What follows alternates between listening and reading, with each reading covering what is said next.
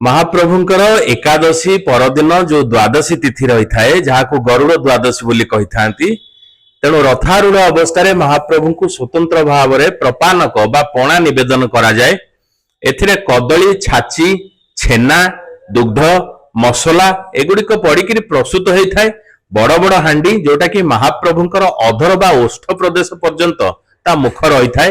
ताकू बनमाटी लेसिकी मड़ा धीरे जमती से पणा हांडी गड़ी न पड़ो तार व्यवस्था स्वतंत्र भाव में करा जाय थाए एवं सेथिरे ए पणा मान प्रस्तुत करथांती श्रीमंदिर सुआर महासुआर सेवक माने एवं सिंहद्वार निकट रही छाउणी मठ पार्श्व रही कूपरू जल बुआईकरी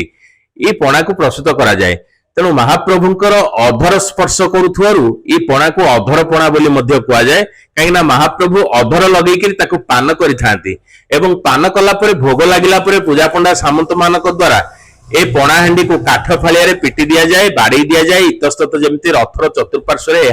बोही जाए। यार कारण महाप्रभु होचंती सारा जगतर नाथ जगन्नाथ महाप्रभु कहा जाए जेतेबेले महाप्रभु रथारूढ़ अवस्था गुंडीचा मंदिर को जाइथांती एवं बाहुड़ा रथरे बाहुड़ी थांती श्रीमंदिर को सारा ओडिशा कोण भारत वर्षर समस्त प्रकार देवादेवी माने चंडी चामुंडा भूत प्रेत पिशाच एमाने सब रथर निम्न भाग को मंडन करिथांती एवं सारा जगतर कल्याण पाई सेमानकु तृप्त करिबा आवश्यक। सेथिपाई विभिन्न प्रकार बाड़ी बसंत हईजा इत्यादि रोग रे जनपद ध्वंस हो जाउतला। सेथिपाई जनपद ध्वंसरु क्षांत होबा पाई मनुष्य समाज को उद्धार करिबा पाई महाप्रभुंकर लीलामयंकर एहा एक लीला कहिले अत्युक्ति हेबो नै। तेणु तांकर अधरामृत को पान करिबा पाई समस्ते व्याकुल होइकरी चाहि रही थांती। जेतेबेले ए पणा हांडी महाप्रभु को भोग लागि जाए महाप्रभुंकर उच्छिष्ट होई जाए बा महाप्रसाद होई जाए सेतिके बेले ए हांडी को सेही अतृप्त आत्मा मानक उद्देश्य रे भांगिकरी गड़ेई दिया जाए रथ उपरे जाकि रथ तले ए अतृप्त आत्मा माने चंडी चामुंडा माने जोगिनी माने एगुडे को पान करिकरी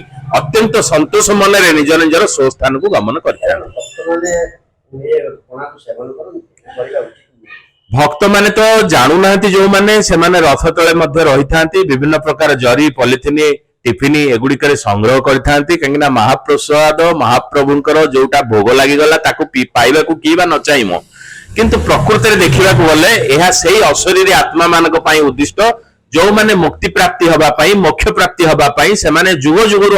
अपेक्षा करिथांती एवं मनुष्य समाज रो जो माने क्षति साधन करिथांती विभिन्न प्रकार संक्रामक रोग इत्यादि सृष्टि करिथांती जाके आयुर्वेद शास्त्र रे वर्णना करा जायछि। सेही अतृप्त आत्मा माने खाली जे जीवाणु बा भूताणु कीटाणु मानक द्वारा शरीर रोगग्रस्त हुए ताहा नुह अनेक प्रकार अभिशाप द्वारा मध्य मनुष्य शरीर रोगग्रस्त है एवं अकाल रे जीवन चली जाए। तेणु सेही आत्मा मान को संतुष्ट करबा पई महाप्रभुंकर ए अधरपणा महाप्रभु निजे प्रपानक पान करिकरी समस्त अतृप्त आत्मा मान को भूत प्रेत चंडी चामुंडा मान को शांति प्रदान करथांती।